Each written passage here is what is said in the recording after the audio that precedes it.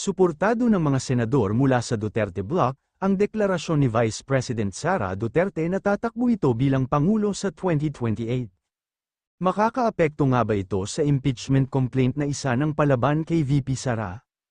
Ikinatuwa ng mga kaliado sa Senado ni Vice President Sara Duterte ang kanyang mainit na deklarasyon na tatakbo ito bilang presidente sa 2028. Kabilang narito siya Senator Amy Marcos, Robin Padilla, Bongo at Alan Cayetano. Para kay Senador Go, buo ang kanyang suporta kay VP Sara upang maibalik na anya sa normal ang tumumuhay ng mga Pilipino. Ang akin lang naman dito is makabalik na po sa normal pamumuhay ang bawat Pilipino. Yun lang po ang inaasam ko sa ngayon, hangarin ko na mayroong gobyernong tapat at nagmamalasakit sa kapwa ang Pilipino. Mas makabubuti na rin sabi ni Senator Alan Cayetano na maaga itong inanunsyo ng Vice Presidente. We're in a democracy, for me, the liar na lahat ng kandidato ay mag-announce better. Bakit? Kasi mas mahihimay ng lahat, mas bantay ang kanilang heroes. Of course, I wish her well. Pero kung si Senador Robin Padilla ang tatanungin, may gusto siyang katendem si VP Sara sa 2028.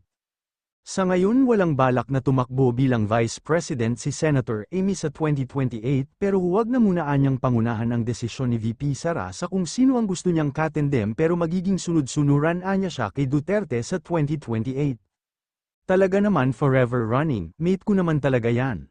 Takbo, gapang, luhod, patayo, paupo, hindi ko naman siya kailanman iniwanan. Suportado din ang senadorang maagang deklarasyon ng Vice Presidente. Ito'y upang mabigyan umano ng pag-asa mga Pilipino sa napakagulong gobyerno. Wala pa rin sina-charge, talagang ang tao galit na at naghihirap, kaya maganda na kahit papano meron tayong pag-asa.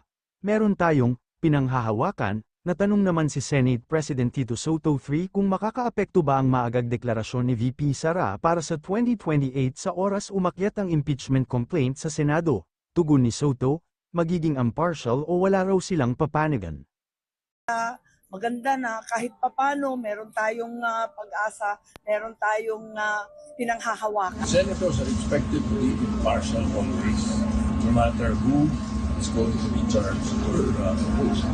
Kanino mang ating impeachment ang sumapasahan.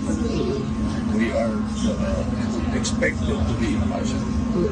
So kahit kandidato, hindi kandidato, kahit sino ngayon, nasa dapat po fair. Ihiwalay po natin ang politika sa impeachment. Trabaho po namin yan, mandato po namin yan bilang isang senador. Natitingnan po yung ebidensya, kung meron man. Yun po, iba po, ihiwalay po natin yung impeachment sa politika rito.